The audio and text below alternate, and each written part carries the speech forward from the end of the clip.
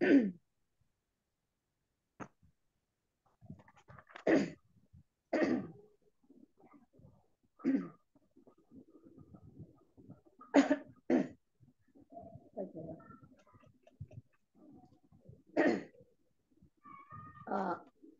The Lord. Sorry, पुन्हा एकदा सर्वांचे मी आभार मानते आणि विशेष करून सिस्टर शैलेजा, ब्रदर विजय आणि सिस्टर मीना सिस्टर यांचे, की आज तुम्ही मला इन्व्हाइट केलं आणि मला इकडे तुमच्या बरोबर सहभागिता करण्यासाठी ही सुंदर वेळ दिली, त्याबद्दल खरोखर पुन्हा एकदा मी तुमचे मनापासून आभार मानते इन्व्हाइट केल्याबद्दल.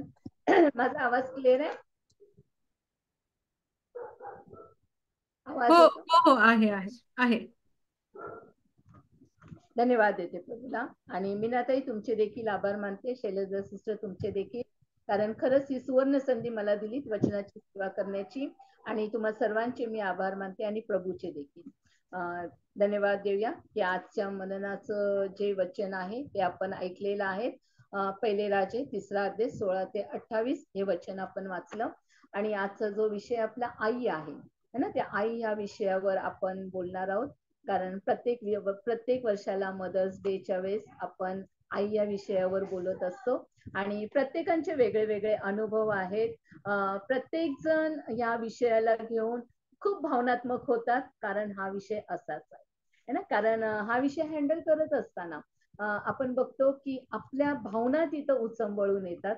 एक आई असताना किंवा दुसऱ्या आईबद्दल बोलताना किंवा तिच्या जीवनामध्ये घडलेल्या अद्भुत मोठ्या गोष्टी ऐकताना आपले अश्रू आवरत नाही है ना. तर मी थोडक्यात माझा परिचय देते की माझं नाव एलिझाबेथ सुहास पटाणे आहे. मी बदलापूर ह्या ठिकाणी राहते. बदलापूर हे माझं माहेर आहे आणि कोडोली हे माझं सासर आहे आणि मीनाताई ह्या माझ्या नणंद आहेत. आणि मी सेवा करत आहे, कारण 2004 मध्ये माझे मिस्टर ऑफ झाले. त्याच्यानंतर माझे मम्मी पप्पा मला बदलापूर येथे घेऊन आले आणि त्याच्यानंतर माझ्या जीवनातील म्हणजे तो प्रसंग माझ्यासाठी खूप खूप कठीण होता. अगदी माझ्या पायाखालची जमीन सरकली होती, पण मला त्यावेळेस आधार दिला माझ्या आईने आणि प्रभूने. खूप अद्भुत रीतीने प्रभूने मला चालवलं. कारण त्यानंतर जो माझा वेळ होता तो प्रभूच्या मार्गामध्ये चालण्याचा, मी स्वतःला प्रभूमध्ये समर्पित केलं. मी प्रभूला म्हटलं, प्रभू मी जगेन तर तुझ्यासाठी जगेन. आणि मी सेवेमध्ये उतरले आणि 2008 पासून मी ट्रेनिंगला सुरुवात केली. मी सुरुवातीला 4 महिन्याचं ट्रेनिंग केलं आणि त्यानंतर मी प्रभूमध्ये वाढत गेले आणि प्रभूने माझं जीवन पूर्णपणे बदललं आणि मला सेवेसाठी प्रभूने पाचारण केलं. आणि त्याच्यानंतर स्टेप बाय स्टेप मग मी CTS DTS जसं जमेल तसं ते करत गेले आणि जस्ट आत्ताच मला डॉक्टरेट डिग्री भेटलेली आहे आणि त्याबद्दल सर्व श्रेय मी प्रभूला देते. माझी मध्यस्थी प्रार्थनेची माझी सेवा आहे. JCL प्रेयर फेलोशिप हे आता आम्ही नुकतंच प्रेयर टॉवर ओपन केलेलं आहे. त्याच्या आधी पण मी सेवेमध्येच होते आणि आता पण मी सेवेमध्येच आहे. मी सेवा करत आहे आणि प्रभूला धन्यवाद देते की प्रभू काही माझ्याजवळ ज्ञान नसताना, प्रभू म्हणतो ना एका निर्बलाला, जे धुळीत पडलेले आहेत त्यांना उचलून राजाच्या पंक्तीत बसवणारा आपला प्रभू आहे. आणि त्या प्रकारे त्याने अद्भुत रीतीने माझ्या जीवनामध्ये कार्य केलं. अद्भुत रीतीने त्याने चिन्ह चमत्कार केले आणि खरंच मी प्रभूला धन्यवाद देते. मला सेवेमध्ये प्रभू वाढवत आहे, चालवत आहे. आणि त्या दरम्यान आम्ही मध्यस्थी प्रार्थनेअंतर्गत आम्ही टीचिंग सेशन सुरू केलेलं आहे आणि प्रत्येक महिन्याला आम्ही 3 दिवस प्रार्थनेच्या द्वारे टीचिंग देतो. विषय घेऊन आम्ही लोकांना शिकवतो. उद्देश एकच आहे की प्रत्येकाने आत्म्यामध्ये वाढावं, प्रभू बरोबर त्यांची संगती असावं आणि त्याने प्रत्येकाने प्रभू बरोबर जोडलं जावं, कोणत्या व्यक्ती बरोबर नाही. कारण आपण कोणच नाहीये, सर्व काही करणारा आपला जिवंत देव येवा इरे येवा रोपेका हा आहे आणि निस्सी हा आहे आणि तो आपल्याला चालवतो आणि प्रभूने अद्भुतरित्या मला चालवलेला आहे. त्याबद्दल मी प्रभूला धन्यवाद देते. आणि आजच्या दिवशी देखील वचनाची सेवा करण्याची तुम्ही मला संधी दिली आणि ही माझ्यासाठी सुवर्ण संधी आहे. मी त्यासाठी प्रभूला धन्यवाद देते. छोटीशी प्रार्थना करूया आणि आपण वचनामध्ये जाऊया. धन्यवाद देतो स्वर्गीय जिवंत देवा, आम्ही तुझी स्तुती करतो. सर्व आदर मान महिमा गौरव तुला देते. खरोखर प्रभू तू चांगला आहेस आणि जे चांगलं ते आमच्या जीवनात करतोस. प्रभू आजच्या दिवशी पिता परमेश्वर तू आम्हा सर्वांना सहभागितेमध्ये आणलंस, आम्ही तुला धन्यवाद देतो प्रभू. प्रत्येक जण आपल्या कामातून वेळ काढून प्रभू आज तुझ्या चरणाजवळ बसलेला आहे, कारण तुझं वचन सांगतं की स्वर्ग तुझं सिंहासन आणि पृथ्वी तुझं पदासन आहे. आज आम्ही तुझ्या पदासनाजवळ आलेलो आहोत प्रभू. आम्ही तुझ्या वचनातून पिता परमेश्वरा आई या विषयाचं मनन करण्यासाठी एकत्रित आलेलो आहोत प्रभू. आम्हा प्रत्येकाला तू सहाय्य कर. माझ्या मुखाचा ताबा तू घे, कारण बोलणारी मी नाही तर पवित्र आत्मा तू आमच्या कर्मी बोलणार आहेस. आम्ही तुला धन्यवाद देतो की आम्हा प्रत्येकाच्या मनाचा अंतकरणाचा ताबा तू घेतलास, तुझ्या उपस्थिती आमच्यामध्ये केलीस. आणि खरोखर पवित्र आत्मा आम्हाला तुमची गरज आहे, कारण तुमच्या मार्गदर्शनाशिवाय आम्ही पुढे जाऊ शकत नाही. ह्या क्षणाला तुमची उपस्थिती आमच्यामध्ये केली त्याबद्दल धन्यवाद धन्यवाद धन्यवाद देतो. इथून पुढची संपूर्ण वेळ आम्ही तुमच्या हातामध्ये समर्पित होती. प्रार्थना आमचा उद्धारक आमचा तारणारा प्रभू येशू ख्रिस्त याच्या गोड पवित्र नावात करतो, म्हणून तुम्ही ऐका पित्या. आमेन. Praise the lord. पुन्हा एकदा प्रभू मध्ये सर्वांना सलाम. धन्यवाद देते प्रभूने एकत्रित केलं आणि वचनातून बोलण्यासाठी संधी दिली त्याबद्दल.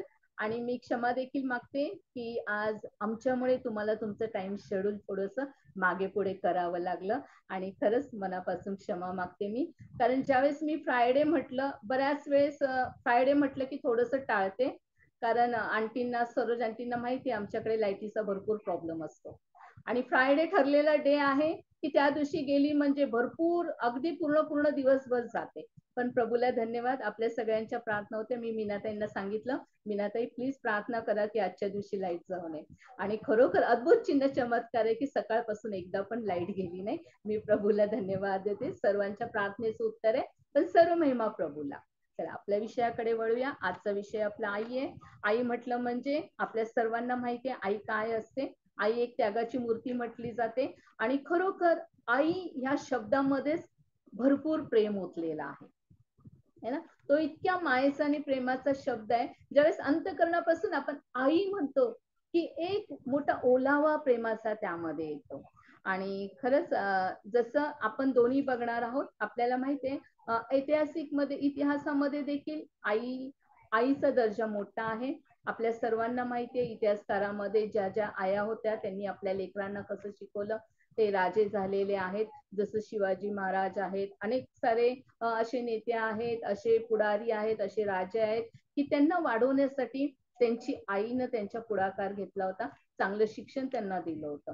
पण आपण जर असं जगामध्ये बघायला गेलो तर आई ही भूमिका अशी असते की घरातली सर्व जबाबदारी तिच्यावर असते है ना. पप्पा जे आहेत ते मिळवणारे असतात, ते कमवून आणून देण्याचं काम करतात. आई पूर्ण घर सांभाळत असते, आपल्या लेकरांना वळण लावत असते, आणि सर्व येण्या जाणाऱ्यांचं बघणारी देखील आईच असते ना. म्हणजे एक मोठी जबाबदारी तिच्यावर असते. आणि आज ही आई जी आहे ती आई आपण पाहत असताना वचनातून आपण पाहणार आहोत की त्या बायबल मधल्या आपल्या आई कशी आहेत, आणि त्या आईच्या द्वारे परमेश्वराची योजना कशी पूर्ण होत गेलेली आहे, आणि परमेश्वराने कशी एकेका संदेशाला तयार करून मनुष्य जातीच्या ज्या योजना आहेत त्या पूर्णत्वास नेलेल्या आहे. आता जे आपण मननासाठी वचन वाचलेलं आहे, पहिले राजे 3 अध्याय 16 ते 28 हे वचन आपण वाचलेलं आहे. आणि त्या वचनामध्ये आपण पाहत असताना आपल्याला 2 भिन्न स्वभावाच्या आया तिथं दिसत आहे. एक आई जी आहे तिचं लेकरू मेलेलं आहे आणि ती दुसऱ्या आईचं लेकरू घेत आहे.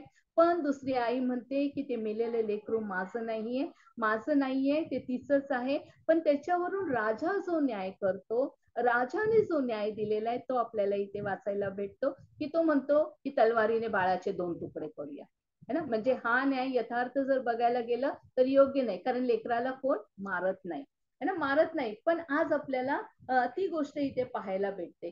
पण ह्याच्यातून आपल्याला एक गोष्ट दिसतं की जिचं हृदय लेकरासाठी तळमळणारा आहे, कळकळणारा आहे, ती आई अगदी कळकळीने कळवळत तिचं हृदय, ती म्हणते माझ्या लेकराला मारू नका, तर ते तिच्याकडे देऊन टाका है ना. हे वचन ज्यावेळेस आपण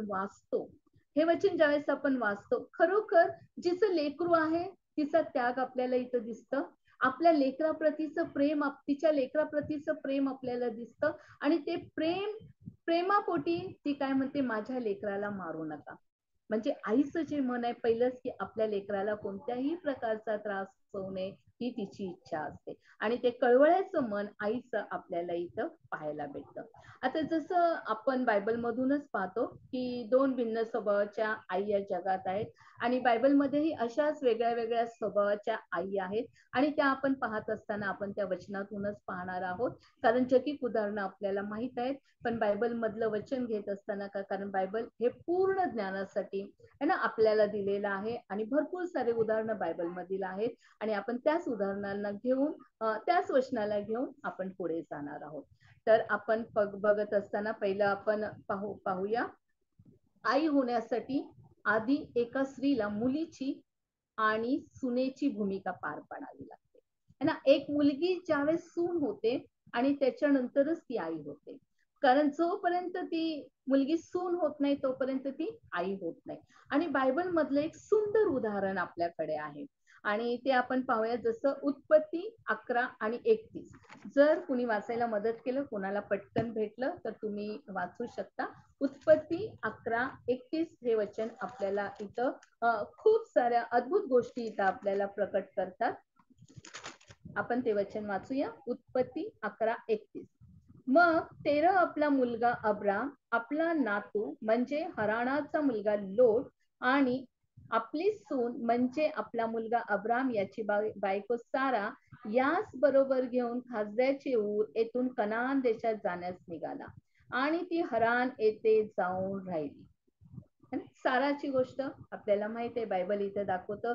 तेरह कनान देशात जाण्यास निघाला आहे, पण तो जात असताना तो एकटा जात नाहीये. तो आपल्या मुलाला नेत आहे, आपल्या सुनेला नेत आहे आणि आपल्या भावाच्या मुलाला देखील, लोटाला देखील तो घेऊन जात आहे. ह्याच्यामध्ये सर्वात महत्वाची भूमिका आपल्याला इथं दिसते ती म्हणजे साराची भूमिका आपल्याला इथे दिसते. सारा सासरा म्हणत आहे चल, तर ती कोणत्याच बाबतीत कुरकुर करत नाहीये किंवा नवऱ्याची कानाफुसी देखील ती करत नाहीये की सासरा जात आहे कनानला तर त्याला जाऊ द्या, असंही ती काही म्हणत नाहीये. तर ती सासऱ्याच्या म्हणण्याला मान देऊन आपल्या पती बरोबर व आपल्या सासऱ्या बरोबर कनान देशात जाण्यास निघत आहे ना. सर्वात मोठी आणि मोलाची भूमिका साराने इथं केलेली आहे, ती म्हणजे आज्ञा पालनाची भूमिका सारा इथे करत आहे. म्हणजे एक सुनेला सर्वात महत्वाचं स्थान जे आहे, एक सुनेला सर्वात महत्वाची गोष्ट जी करायची ती म्हणजे वडीलधाऱ्याची आपल्या पतीची आज्ञा पालन करणं है ना. कारण ही स्त्री, ही सून, ही मुलगीच पुढे जाऊन काय होते, आई होत असते. आणि आपल्याला माहितीये कारण सारा ही अख्खी जगाची माता आहे आणि जसा अब्राहम विश्वासाचा पिता आहे तशी सारा देखील विश्वासाची माता आहे. पण तिच्यामधला जो गुण आहे आज्ञा पालनाच्या, त्या गुणाकडे ज्यावेळेस आपण पाहतो खरोखर अद्भुतरित्या तिने कोणत्याच प्रकारची कुरकुर केली नाहीये आणि ती आपल्या सासऱ्याबरोबर जात आहे. ही एक सर्वात महत्वाची गोष्ट. एका आईला, एका सुनेला, एका मुलीला आज्ञा पालनाचा नियम जो बायबलचा आहे तो पालन करायचा आहे आणि तो सर्वात मोठा आणि श्रेष्ठ नियम आहे. कारण आज्ञा पालनाद्वारेच आपल्याला काय आहे, आशीर्वाद आहे. पण ती आई आपल्याला बघतो त्या सुनेकडे संयम आहे, त्या सुनेकडे सहनशीलता आहे, त्या सुनेकडे धीर आहे, त्या सुनेकडे आपलेपणा आहे है ना. तिला आपल्या सासऱ्याविषयी, आपल्या पतीविषयी, आपल्या दिराच्या मुलाविषयी तिला आपुलकी आहे, तिला प्रेम आहे, म्हणून ती आपल्या सासऱ्याच्या मागे निघालेली आहे. ही सर्वात मोठी गोष्ट आहे जी आपल्याला बायबल मधून पाहायला भेटते.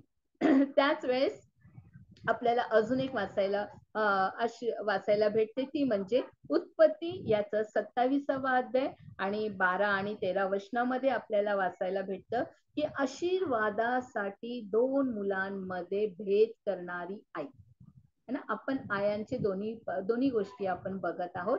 एक ही आई अशी आहे की आपल्या लेकराला, एका लेकरावर कमी प्रेम, एका लेकरावर जास्त प्रेम. आपल्याला ही गोष्ट माहित आहे, ते एसाव आणि याकोबाची गोष्ट आहे. तिने याकोबाला एसावाचं जसं केसाळ शरीर होतं त्या पद्धतीचं त्याच्या अंगावर ते वस्त्र दिलं आणि ही एक अशी आई आहे की आशीर्वाद माझ्या लेकराला प्राप्त व्हावं त्याच्यासाठी ती प्लॅन करणारी आई आहे. है ना. म्हणजे दोन लेकरांमध्ये भेदभाव करणारी आई आपल्याला इथं पाहायला भेटते. पण त्या मागे देखील परमेश्वराची अद्भुत योजना आहे आणि त्या योजनेकडे आपण पाहायचंय. पण ही आईचं मन असं देखील आहे की माझ्या आवडत्या मुलाला सगळे आशीर्वाद प्राप्त व्हावे. कधी कधी असं असतं है ना. आपल्या जगिक जीवनामध्ये देखील आपण पाहतो की अशा गोष्टी घडत असतात. त्याचप्रमाणे आपल्याला एक जगिक उदाहरण ज्यावेळेस बघतो की आपल्याला माहित आहे, सर्वांना ही गोष्ट माहित आहे की एक आई आणि एक मुलगा. एक आई आपल्या लेकराचा खूप लाड करत असते आणि ती आई लेकरू जे काही करेल ते करण्यासाठी त्याला मोकळीकता देते. आणि तो मुलगा मोठा होऊन चोर होतो, तो मुलगा नाना प्रकारच्या वाईट गोष्टी करतो. पण आपल्याला इथं पाहायला भेटतं की तो जो पैसा कमवून आणत असतो त्याची आई त्याला कधीच विचारत नाही की हे पैसे तू कुठून आणलेस, हे पैसे तू कसे मिळवलेस. म्हणजे इतकी ती आपल्या लेकरावर प्रेम करते की तो जे करतो त्याला ते करू देते. पण एक दिवस असं होतं की त्या मुलाला पकडलं जातं. तो मुलगा न्यायाधीशामध्ये न्यायालयामध्ये जातो, त्याला फाशीची शिक्षा सुनावली जाते आणि शेवटी त्याला वकील विचारतात की न्यायाधीश विचारतात की तुझी शेवटची इच्छा काय आहे. तो म्हणतो मला माझ्या आईला भेटायचंय, माझ्या आई बरोबर मला बोलायचंय. आणि तो त्याच्या आई बरोबर त्याला बोलायला देतं. तो एकच गोष्ट करतो है ना. तो मुलगा आपल्या आईचं कान चावतो. वकील म्हणतो तू असं का केलंस, तू तुझ्या आईचं कान का चावलास. तो म्हणतो की माझ्या आईने मी ज्यावेळेस चुकत होतो त्यावेळेस तिने मला कोणताच बोध केला नाही. तिने मला शहाणपणाच्या गोष्टी सांगितल्या नाही है ना. तिने मला हे सांगितलं नाही की तू चुकतोयस आणि तू चुकीच्या मार्गाने चालतोयस, हे तिने मला कधीच सांगितलं नाही. म्हणजे ज्यावेळेस लेकरांचा लाड केला जातो, लेकरांना मनमानी केली जाते, लेकरांची पूर्ण इच्छा पुरवली जाते, त्याच्यानंतर आपण पाहतो लेकर शेवटी दोष आईला देतात. म्हणून जी आई आहे, जी सून आहे, तिने सर्वात मोठी जी तिची जबाबदारी आहे ती आज्ञा पालनाची आहे, परमेश्वराच्या भयाची आहे. तिच्यामध्ये चिकाटी पाहिजे, तिच्यामध्ये सहनशीलता पाहिजे, परमेश्वराचं भय पाहिजे आणि प्रभूची प्रीती तिच्यामध्ये पाहिजे. कारण तीच एक अशी असते की आपल्या लेकरांना योग्य मार्गावर चालायला ती शिकवत असते ना. म्हणजे हे उदाहरण आपल्याला याकोब आणि एसावच्या आईवरनं आपल्याला पाहायला भेटतं. कारण एका मुलाला तिने खाली ठेवलं, एका मुलाला वर उचललं. त्याचप्रमाणे ज्यावेळेस आपण दुसरी आई एक बघतो जी आहे निर्गम मधली, ती आहे योकोबत. निर्गम 2 अध्याय आणि 3 आणि 4 वचनामध्ये आपल्याला ती पाहायला भेटते. ह्या आईचं एक मन आपल्याला पाहायला भेटतं. आपल्याला माहित आहे की फारो राजाने ज्यावेळेस फरमान काढलं की 2 वर्षाच्या आतील सर्व मुलांना मारलं जाईल आणि ज्यावेळेस हे सांगितलं त्यावेळेस त्या आईनं आपला मुलगा, आपल्या पोटच्या लेकराला तिनं 3 महिने लपवून ठेवलं. पण त्याच्यानंतर त्याला लपवणं तिला पॉसिबल नव्हतं आणि तिने काय केलं, एक सुंदर काम तिने केलं. एक तिने पेठारा बनवला आणि त्या पेठाऱ्यामध्ये तिने त्या मुलाला ठेवलं. पण त्याच्या आधी तिने हे पाहिलं की फारोची मुलगी कधी नदीवर आंघोळीला येते आणि जेव्हा ती नदीवर आंघोळीला येण्याचा तिचा वेळ आहे त्यावेळेस तिने त्या पेटाऱ्याला काय केलेलं आहे, त्या पाण्यामध्ये सोडलं. आणि त्यावेळेस मोशेची बहीणच तिथे आहे मिरियम, ती तो पेटारा कुठे जात आहे हे ती पाहत आहे आणि त्या पेटाऱ्याबरोबर ती देखील चालत आहे. आणि ज्यावेळेस त्या बाळाला त्या पेटाऱ्यामधून काढण्यात आलं त्यावेळेस ती त्याला म्हणते की ह्या बाळाला दूध पाजण्यासाठी मी एका दाईची व्यवस्था करू का. आणि आपल्याला ही गोष्ट माहित आहे. म्हणजे ही एक आई आपल्या लेकराचा जीव वाचवण्यासाठी ती राजाच्या नियमाच्या विरोधात जाऊन एक पेटारा बनवून आपल्या लेकरासाठी सुरक्षता काय करते, रिलीज करते. ती तिथे त्याच्यासाठी जीवन त्याला कसं प्राप्त होईल हे ती बघते. पण ह्या मागे देखील परमेश्वराची अद्भुत योजना आहे. कारण मोशे हा इस्रायल लोकांना गुलामगिरीतून सोडवण्यासाठी परमेश्वराची योजना होती. म्हणून परमेश्वराने मोशेला फारोच्या राजवाड्यामध्ये नेलं आणि ह्याच्या मागे देखील एका आईचं मन आहे, एका आईनं घेतलेली भूमिका आहे आणि तिला जी बुद्धी देवाने दिली त्या बुद्धीचा तिने वापर करून आपल्या लेकराचा प्राण वाचवला. ही एक आई आपल्याला बायबल मधून वाचायला भेटते. आणि तिसरी जी आहे ती आपण पाहतो की पहिले शमूएल याचा पहिला अध्याय, त्याचं 5वं वचन, 6वं वचन आणि 20वं वचन. ह्या वचनामध्ये आपल्याला ती आई पाहायला भेटते की ती आहे म्हणजे आशीर्वादासाठी, आपली निंदा नालस्ती दूर करण्यासाठी देवाबरोबर झगडणारी आई, देवाकडून झगडून आपले आशीर्वाद प्राप्त करून घेणारी म्हणजे हन्ना, शमूएलाची आई, ही आपल्याला इथे पाहायला भेटते. आणि ज्यावेळेस आपण शमूएलाच्या आईकडे पाहतो त्यावेळेस तिने सांगितलं की प्रभू माझी कूस वाहू दे, मला जो मुलगा तू देशील तो मुलगा मी तुझ्या सेवेसाठी समर्पण करेन. म्हणजे आशीर्वादासाठी, आपली निंदा दूर होण्यासाठी हक्कानं भांडून देवाबरोबर रडून तिने त्या मुलाला प्राप्त केलं. पण ती हे म्हणते की तो मुलगा मी तुला समर्पित करेन. आणि जसं ती बोलली त्या पद्धतीने तिने ते काम केलेलं आहे. आणि ज्यावेळेस तिला शमूएल बाळ झालं, तिने दूध तुटेपर्यंत त्या बाळाला आपल्या बरोबर ठेवलं आणि त्यानंतर तिने त्या बाळाला मंदिरामध्ये समर्पण केलं. म्हणजे इथे आपली निंदा दूर व्हावी आणि त्यासाठी देवाजवळ झगडून तिने आशीर्वाद प्राप्त करून घेतले. आणि जे देवाला वचन दिलं होतं की माझा मुलगा हा तुझ्या सेवेसाठी मी समर्पित करेन, आणि त्या वचनाची पूर्तता करणारी ती आई आपल्याला इथे पाहायला भेटते. आणि ती देखील आई एक महान अशी एक आई आहे, कारण परमेश्वराची योजना होती. शमूएल हा इस्रायल राष्ट्राचा संदेष्टा म्हणून परमेश्वराने त्याचा उपयोग केला आणि तो पहिला संदेष्टा इस्रायल लोकांचा होता. आणि आपल्याला दिसतं की जे काही बायबलमध्ये घडलं, जे काही वचनामध्ये घडत आहे, घडून गेलेलं आहे, ते सर्व गोष्टी त्या परमेश्वराच्या योजने अंतर्गतच घडलेल्या आहेत. आणि ह्याच्यानंतर आपण पाहतो चौथी गोष्ट म्हणजे अजून एक आई आपल्याला इथे दुसरे राजे 4 अध्याय आणि ज्यावेळेस आपण 8 ते 37 ही वचनं वाचतो त्याच्यामध्ये एक माझ्या दृष्टीनं तिथं खूप विलक्षण अद्भुत आई आहे. शुमेन येथील स्त्री, तिला मुलबाळ नव्हतं. आणि जर त्या आईबद्दल तुम्ही बारकाईने बघाल, तिला मुलबाळ नव्हतं, पण ती देवाच्या सेवकाची सेवा करत होती, त्याची ती काळजी घेत होती. आणि ज्या वेळेस त्या सेवकाने तिच्यासाठी आशीर्वाद रिलीज केला, तिला मुलगा झाला. तिला मुलगा झाला आणि तो मुलगा चांगला मोठा होईपर्यंत आपण बघतो की जर तुम्ही तो अध्याय वाचाल त्याच्यामध्ये तुम्हाला वाचायला भेटेल की त्या मुलाला ज्यावेळेस शेतामध्ये होता, त्याचं डोकं दुखत होतं, त्या मुलाला घरी आणलं आणि ज्यावेळेस घरी आला तो मुलगा मेला. ह्या आईनं इतकी सुंदर भूमिका इथं बजावलेली आहे. ती उठली, आपलं गाढव घेतलं, फोगीर टाकलं आणि त्याच्यावरून निघालं. नवरा म्हणतो की काय झालं, कुठे चालली? म्हणते नाही, सर्व काही ठीक आहे, मी देवाच्या सेवकाला जाऊन भेटून येते. एका मेलेल्या मुलाला घरामध्ये ठेवून ती शुमेनकरीण स्त्री तयार होऊन देवाच्या सेवकाला भेटायला गेली. त्यानं किती मोठं मन तिचं आहे, कारण तिच्यामध्ये एक जिद्द आहे. तिच्यामध्ये आपल्या मुलाला परत मिळवण्याची शक्ती आहे. मग ती देवाच्या दासाकडे गेली. ती सेवकाला तिथे म्हणत आहे, मी तुझ्याजवळ मूल मागितलं नव्हतं, पण तू मला मुलगा दिलास, मग तो का मेला. आणि तिथे एक गोष्ट तो सेवक म्हणत आहे, ही गोष्ट देवाने मला का दाखवली नाही. आपण बघतो की ही गोष्ट अलिशा आपल्याला तिथे दिसतो, ही गोष्ट देवाने मला का दाखवली नाही हे आपल्याला पाहण्यास भेटतं. म्हणजे ह्या आईचं, कारण सगळ्यांना ती एक गोष्ट बोलत आहे, कल्याण आहे, कुशल आहे, सर्व काही ठीक आहे. म्हणजे त्या आईमध्ये संयम किती आहे, त्या आईमध्ये आपल्या मुलाला परत मिळवण्याची शक्ती किती आहे की माझा मुलगा मी परत मिळवेन. कोणतीच आई ही गोष्ट करू शकत नाही. आपल्याला माहिती, आपली लेकरं जर आजारी पडले तर आपण आपला जीव तळमळतो, रात्रीची झोप लागत नाही, आपल्याला जेवण जात नाही, पण मेलेल्या मुलाला तिथे सोडून ही आई त्या वाटेवर गेलेली आहे देवाच्या दासाला भेटण्यासाठी. आणि आपण त्यावेळेस ही गोष्ट पाहतो की ती तिथं कोणत्याच प्रकारचं दुःख व्यक्त करत नाहीये, कोणत्याच प्रकारचा ती आरडाओरडा करत नाहीये, तर सरळ जाऊन देवाच्या दासाजवळ जाते आणि आपलं मनोगत सांगते. म्हणजे देवाजवळ जाऊन आपलं मनोगत प्रकट करणारी ही आई आपल्याला वचनातून आपल्याला इथं दिसत आहे.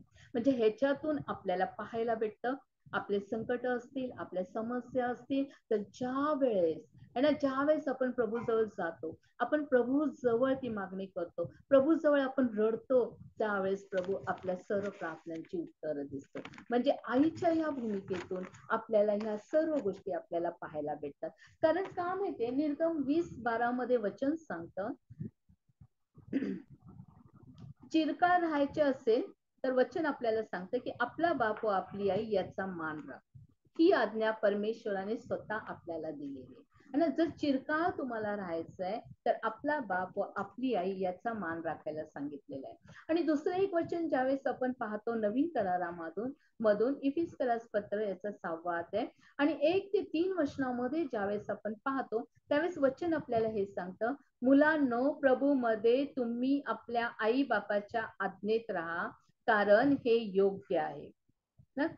आपल्याला का आई बाबाच्या आज्ञेत राहायचंय, का आपल्याला त्यांचा मान राखायचा आहे, तर पुढील दुसऱ्या आणि तिसऱ्या वचनामध्ये आपल्याला वाचायला भेटतं की आपला बाप व आपली आई याचा मान राख, ह्यासाठी की इथं कारण दिलेलं आहे का मान राखायचंय, ह्यासाठी की तुझे कल्याण व्हावे व तू पृथ्वीवर दीर्घायू असावे, अभिवचन असलेली हीच पहिली आज्ञा आहे. नवीन करारातील अभिवचन असलेली हीच पहिली आज्ञा आहे की आपला बाप व आपली आई याचा मान राख. पण तो मान राखल्यामुळे काय होणार आहे, तो मान राखल्यामुळे तुमचं कल्याण होणार आहे आणि तुम्हाला दीर्घायुष्य भेटणार आहे ना. जे प्रभूने वचनामध्ये सांगितलं त्या वचनाची पूर्तता प्रभू आपल्या जीवनामध्ये करत असतो, कारण आपला प्रभू वचनाचा पक्का आहे. तो त्याने केलेला करार कधीच विसरत नाही आणि आपल्याला हे पाहायला भेटतं. आणि त्याचप्रमाणे आपण जशा जुन्या करारातल्या आई बघितल्या तशाच आपण नवीन करारामधली देखील काही आई बघूया. जुन्या करारातली अजून एक आई आपल्याला इथे पाहायला भेटते, ती आहे नीतिसूत्र 31 आणि 1 ते 8 वचन. प्लीज जर कुणाला जमत असेल तर त्यांनी वाचावं कृपया, कारण खूप महत्वाचं हे वचन आहे आणि आपण सुरुवातीलाच ते वाचलेलं आहे. वाचेल का कोण, का मी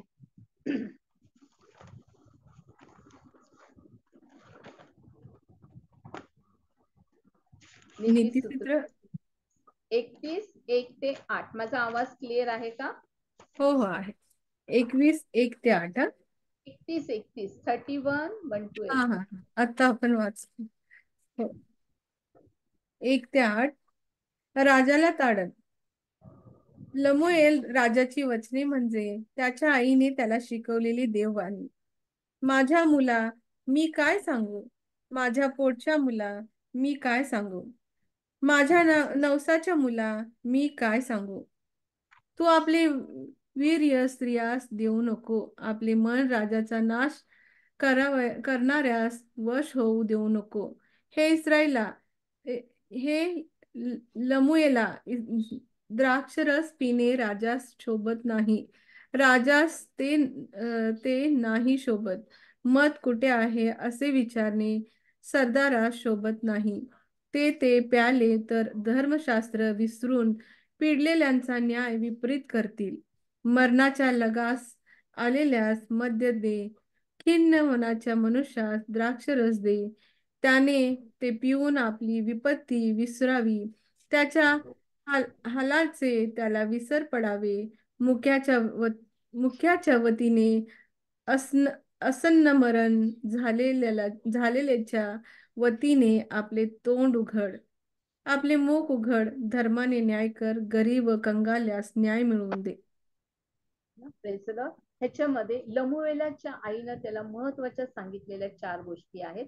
पहिली गोष्ट जी आहे की त्याची आई त्याला आधीच शिकवत आहे आणि खूप महत्वाची गोष्ट आहे की तू व्यभिचार करू नकोस, तू मद्य पिऊ नकोस, धर्मशास्त्र विसरू नकोस आणि मरण प्राय यातना भोगीत असलेल्या किंवा पीडित असलेल्यांना तू काय कर, सहाय्य कर. है ना. आईनं ह्या 4 महत्वाच्या गोष्टी आपल्या लेकराला लमुएलेला सांगितलेला आपल्याला दिसत आहे आणि ह्या 4 गोष्टी आम्हाला देखील आमच्या लेकरांना पटवून सांगायच्या आहेत, त्यांच्या मनावर त्या बिंबवायच्या आहेत. पहिली गोष्ट, व्यभिचार करू नको, मद्य पिऊ नको, धर्मशास्त्र विसरू नको आणि मरणप्राय आणि पीडित असलेल्या लोकांना काय करायचंय, सहाय्य करायचंय, त्यांना मदत करायचंय. गरीब आहेत, कंगाल आहेत, त्यांच्या मदतीला उभं राहायचंय आणि हे खूप सुंदर तिने आपल्या लेकराला सांगितलेलं आहे. आणि त्याचप्रमाणे आपण नवीन करारातल्या काही आयांकडे देखील, आई माते संदर्भात देखील आपण पाहूया की एक आई आपल्याला इथे पाहायला भेटते. मत्तई शुभवर्तमान याचा 15वा अध्याय आणि 22व्या वचनामध्ये आपल्याला एक माता पाहायला भेटते. ती आहे जिच्या मुलीला भूत लागलेला आहे आणि ती भूतग्रस्त बाधा झालेली आई तिच्या सुटकेसाठी मध्यस्थीची प्रार्थना करतेली आपल्याला दिसते. आणि ज्यावेळेस आपण ह्या वचनाकडे पाहू त्याच्यामध्ये आपल्याला पाहायला भेटतं मत्तई 15 26 आणि 27 वचन मी वाचते. तेव्हा ती 25 पासून, तेव्हा ती येऊन त्यांच्या पाया पडून म्हणाली, प्रभूजी मला सहाय्य करा. त्याने उत्तर दिले, मुलाची भाकर घेऊन ती घरच्या कुत्र्यांना घालणे हे ठीक नव्हे. तिने म्हटले, खरेच प्रभूजी, घरची कुत्रीही आपल्या धन्याच्या मेजच्यावरून पडलेला चूर खातात. येशूने तिला उत्तर दिले, बाई, तुझा विश्वास मोठा, तुझी इच्छा सफळ हो. आणि त्याच घटकेस तिची मुलगी बरी झालेली आपल्याला दिसते. ही एक कनानी बाई आहे आणि ती मोठ्याने ओरडत आहे, हे प्रभू दाविदाचे पुत्र, माझ्यावर दया करा, माझी मुलगी भूताने फारच जर्जर झालेली आहे. आणि आपल्याला ती मध्यस्थी करतेली ही एक आई आपल्याला नवीन करारामध्ये दिसत आहे, की जेव्हा तिच्या मुलीला भूताची बाधा झाली आणि ती येशूकडे जात आहे, ती येशूला ओरडत आहे, ती सांगत आहे की माझ्यावर दया करा, कारण माझी मुलगी भूतग्रस्ताने पीडित झालेली आहे. पण तिथे अजून एक शब्द येशू म्हणतो 24व्या वचनात, त्याने उत्तर दिले, इस्रायलाच्या घराण्यातील हरवलेल्या मेंढराखेरीज इतर कोणाकडे मला पाठवले नाही. है ना. येशू त्यावेळेस तिला नकारत आहे, कारण तो म्हणतो की ती स्त्री परराष्ट्रीय आहे, पण ज्या वेळेस ती पाया पडते, ती येशू जवळ जाते, दयावया करते, नतमस्तक होते, त्यावेळेस प्रभू तिची प्रार्थना ऐकतो आणि तिला म्हणतो की तुझी इच्छा आहे ना, तुझी इच्छा पूर्ण हो, कारण तुझा विश्वास मोठा आहे. म्हणजे विश्वासाने केलेली, कोणत्याही मातेने विश्वासाने केलेली प्रार्थना प्रभू ऐकतो आणि त्या प्रार्थनेचं उत्तर तो तिथे देतो. आणि एक आपल्याला इथं आई पाहायला भेटते की ती म्हणजे ज्यावेळेस आपण लूकऋषवर्तमान याचा 39वा पहिला अध्याय 39 ते 45 वचन आपण वाचतो. इथे आपल्याला दोन माता आपल्याला इथे दिसत आहे ना. 39 ते 45 वचनामध्ये आपण इथे बघतो की दोन माता ज्या वेळेस एकमेकींना भेटतात, आपल्याला माहिती आहे अलिशिबा आणि मरिया ह्या दोघी ज्यावेळेस भेटतात, तर अलिशिबेच्या उदरातील बाळाने उडी मारून अलिशिबा पवित्र आत्म्याने परिपूर्ण झालेली आपल्याला इथं दिसत आहे. आणि सर्वात महत्वाची गोष्ट, अलिशिबा 42व्या वचनामध्ये अलिशिबा म्हणते, उच्च स्वराने बोलते की स्त्रियांमध्ये तू धन्य, तुझ्या पोटचे फळ हे धन्य है ना. ह्या वेळेस आपल्याला ह्या गोष्टी इथे ज्यावेळेस आपण पाहतो, कारण तुम्हाला आणि मला माहित आहे की मरिया ही कशा प्रकारे गरोदर झाली, ती पवित्र आत्म्याच्या प्रेरणेने गरोदर झालेली आहे. ती कुमारी असताना प्रभूने तिची निवड केली, कारण प्रभूने ज्यावेळेस तिची निवड केली, आपण पाहतो की ती परमेश्वराला ओळखत होती, परमेश्वराचं भय तिच्यामध्ये होती आणि तिच्या उदरातून जगाचा उद्धार करता तारणारा जन्मास येणार होता. आणि ज्या वेळेस ही गोष्ट देवदूताने मरियेला सांगितली, मरियेने स्वतःचं समर्पण केलं. पण आपण पाहतो की योसेफाच्या मनामध्ये तिला सोडण्याचा जो त्याने गुपचूप प्लॅन केला, तो देखील प्रभूला दिसला. पण प्रभूने त्याला देखील दूताने दर्शन देऊन त्याच्याशी बोलणं केलं आणि त्याचा प्लॅन जो नष्ट केला प्रभूने तिथं, आणि त्याला मरिये बरोबर योसेफाला ठेवलं. कारण ही सर्वात महत्वाची गोष्ट आहे. जर त्यावेळेची स्थिती आपण पाहिली, त्यावेळेची जर स्थिती पाहिलं, तर त्यावेळेस कुमारीने गर्भवती होणं हे सर्वात मोठं, म्हणजे तिथे मरणप्राय दंड होता है ना. तो खूप मोठं पाप तिथं समजलं जायचं. आणि त्यावेळेस आपण त्या स्थितीत मरियेने प्रभूचं अभिवादन स्वीकारलं आणि तिने जगाच्या उद्धारकर्त्याला आपल्या उदरातून तिने जन्मास घातलेला आहे. आणि त्यावेळेस आपण पाहतो की तिच्या पोटचं फळ धन्य, की जो तुमचा आणि माझा तारणारा प्रभू येशू ख्रिस्त या जगामध्ये आला. हा देखील परमेश्वराचा प्लॅन होता, तिची निवड करण्याचा, कारण उद्धारकर्ता या जगामध्ये येणं, कारण तो मानवी स्वरूपामध्ये येणं, कारण तो पूर्ण देव आणि पूर्ण मानव होऊन तो या जगामध्ये आला, कारण तुम्हाला आणि मला उद्धाराचा मार्ग कळावा, आपण उद्धारामध्ये यावं, ही परमेश्वराची योजना होती. आणि त्या योजने अंतर्गत आपल्याला हे दिसतं की प्रभू येशू ख्रिस्त या जगात आलेला आहे. आणि तो या जगात आला. पण ज्यावेळेस आपण पाहतो की प्रभू येशू ख्रिस्ताला क्रूसावर खेळण्यात आलं, ज्यावेळेस मरण प्राय यातना त्याला सहन कराव्या लागल्या तुमच्या आणि माझ्या पापासाठी, तुमचे आणि माझे पाप त्याच्यावर ज्यावेळेस टाकण्यात आले, आपण बघतो की तीच मरिया त्याच्या पायाजवळ आहे. आणि ती मरिया आपल्याला तिथे पाहायला भेटते, ती त्याच्या चरणाजवळ उभी आहे. कारण ज्यावेळेस लूक 2:25 हे वचन आपण वाचतो की त्यावेळेस शिमोनाने तिला सांगितलं होतं, तिच्या जीवातून तलवार भोसकून जाईल. ही एक अशी आई आहे की तिने स्वतःच्या लेकराचा मृत्यू डोळ्यांनी ती पाहत आहे. त्या वेदना माझं लेकरू कसं सहन करत आहे. एक आई अशी आहे की ती मृत्यू डोळ्याने पाहत आहे. त्या घायाळ स्थितीमध्ये ती येशू जवळ उभी आहे आणि त्या स्थितीमध्ये येशूला तिचा कळवळ नाही, कारण येशू जर तिच्या उदरातून आलेला आहे, तर त्याला तिची काळजी घेण्यासाठी तो काय म्हणत आहे तिथे, बाई योहानावर त्याची जबाबदारी तिथं सोपवताना आपल्याला दिसत आहे. कारण मरियेला त्याने एकटं सोडलं नाही है ना. तर मरियेची काळजी घेण्यासाठी योहानाला तिथं नियुक्त केलेलं आपल्याला दिसतं. म्हणजे येशू प्रभू जो आहे त्याने आपल्या आईची काळजी घेतली, तिला एकटं सोडलं नाही. पण आताच्या काळामध्ये ज्यावेळेस आपण बघतो की आई वडील ज्यावेळेस वृद्ध होत जातात त्यावेळेस लेकरांना ते ओझं वाटतं, त्यांचं लेकरांना त्यांच्या गरजा पुरवणं कठीण वाटतं.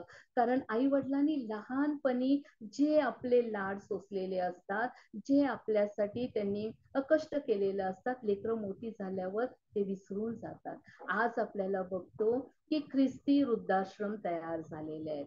कारण ख्रिस्ती वृद्धाश्रम तयार होण्यामागचं मोठं कारण आपल्याला इथे पाहायला भेटतं की आई वडिलांची काळजी घेतली जात नाही. म्हणजे देवाच्या वचनाच्या विरोधामध्ये आज विश्वासणारे लोक चालताना दिसत आहेत. आपण जगी गोष्टींबद्दल किंवा जगातील अविश्वासणाऱ्यांबद्दल आपण नाही बोलू शकत, पण जे विश्वासणारे आपण आहोत ते आपण जर आपल्या परिवाराचा, आपल्या मंडळीचा, आपल्या लोकांचा ज्यावेळेस आपण बारकाईने अभ्यास करतो त्यावेळेस आपल्याला ही गोष्ट पाहायला भेटते.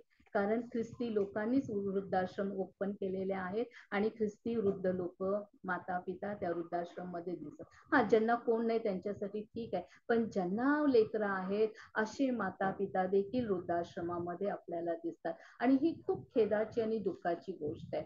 कारण ज्या वेळेस प्रभू येशू ख्रिस्त वधस्तंभावर होता त्यांनी आपल्या आईला एकटं सोडलं नाहीये. कारण तो देव होता, पण त्याने आपल्या मातेची काळजी घेतली आणि योहानाकडे त्याने आपल्या आईला सुपूर्त केलं आणि योहानाला सांगितलं, पहा ही तुझी आई. पण सर्वात महत्वाची गोष्ट, आई या शब्दाचं ज्यावेळेस आपण विभाजन करतो, आई हे शब्द ज्यावेळेस आपण पाहतो, म्हणजे काय, आदी है ना. ज्यावेळेस प्रकटीकरण पहिल्या अध्यायामध्ये आपण वचन वाचतो, आदी आणि अंत तो आहे, अल्फा आणि ओमेगा तो आहे. आज ज्यावेळेस आपण अक्षर बघतो तर ते आदी म्हणजे सुरुवात प्रभू येशू ख्रिस्त आहे. आणि ईच ज्यावेळेस आपण बघतो, इम्मान्युएल, यशाया 7व्या अध्यायामध्ये आपल्याला वाचायला भेटतं की तुम्हा सानिध्य परमेश्वर, आमच्या बरोबर देव. म्हणजे आधीपासून अंतापर्यंत आमच्या बरोबर आमचा परमेश्वर आहे आणि त्याने आम्हाला टाकलं नाही. म्हणून यशायामध्ये वचन सांगतं, जन्म दिलेल्या मातेला तुमचा विसर पडेल काय, तर होय तिला विसर पडेल, पण मी कदापि तुम्हाला विसरणार नाही. हालेलुया. आमचा प्रभू विसरत नाही. एक आई विसरते, ती लेकराला टाकते. हे उदाहरण आपल्याला आताच्या या काळामध्ये भरपूररित्या पाहायला भेटत आहेत. भरपूररित्या आपण हे उदाहरण पाहत आहोत की जन्म देणारी माता लेकराला सोडते, हॉस्पिटलमध्ये टाकते, बाहेर टाकते, कुणाच्या तरी स्वाधीन करते. पण परमेश्वर म्हणतो की मी तुम्हाला कदापि विसरत नाही, मी तुम्हाला टाकत नाही. कारण ज्या वेळेस आपण यशाया याचा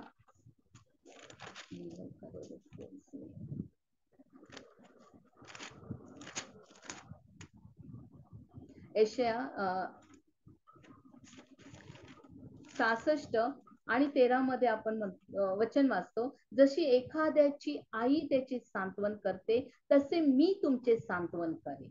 परमेश्वर म्हणतो, जशी एखाद्याची आई त्याचे सांत्वन करते. आईची जी भूमिका आहे ती आपला प्रभू बजावत आहे. जगाने आपल्याला सोडलं, लोकांनी आपल्याला टाकलं, तर आपला प्रभू आपल्याला कदापि सोडत नाही. आपला प्रभू आपल्याला कदापि टाकत नाही. तो एका आईप्रमाणे, एका पित्याप्रमाणे तो तुमची आणि माझी काळजी घेतो. कारण तो तुमचा माझा प्रभू आम्हाला एकटं सोडत नाही. प्रियानो, आज आई, एक सून, एक मुलगी, आज तिचं काम मध्यस्थी प्रार्थनेचं काम तिचं आहे. कारण ती ज्यावेळेस मध्यस्थी करते त्यावेळेस तिच्या प्रार्थनेच्या द्वारे खूप मोठे मोठे अद्भुत कार्य तिच्या लेकराच्या जीवनात होतात. कारण आई ज्यावेळेस मध्यस्थी करते त्यावेळेस तिच्या लेकरांवर येणारे संकट टळले जातात है ना. आज आपली लेकरं प्रभूच्या वचनामध्ये नसतील, आज आपली लेकरं व्यसनामध्ये असतील, वासनेमध्ये असतील, जगाच्या सगळ्या वाईट गोष्टीमध्ये गुरफटलेली असतील, पण ज्यावेळेस आपली आई ज्यावेळेस ती मध्यस्थी करेल त्या लेकरांच्या जीवनामध्ये अद्भुत कार्य प्रभू करेल. कारण परमेश्वर एक चांगली आई आहे. तो म्हणतो, मीच आई आहे, मीच माता आहे आणि मातेप्रमाणे मी तुमचं संगोपन करतो. मातेला तुमचा विसर पडेल पण मी कदापि तुम्हाला विसरत शकत नाही, कारण मी तुम्हाला माझ्या तळहातावर कोरून ठेवलेला आहे. परमेश्वराने तुम्हाला आणि मला आपल्या तळहातावर कोरून ठेवलेलं आहे. म्हणजे तळहातावर कोरलं म्हणजे त्याचे नेत्र आपल्याकडे आहेत आणि कदापि तो आपल्याला टाकत नाही, आपल्याला सोडत नाही है ना. आज आपण पाहतो की आमच्या प्रभूने आम्हाला टाकलेलं नाहीये. आम्ही वाईट वागलो, कितीही आम्ही वाईट वागलो, पापात पडलो, तरी परमेश्वर आपल्याला पुन्हा पुन्हा जवळ घेतो. कारण तेच मन प्रभूने, जे मन त्याचं होतं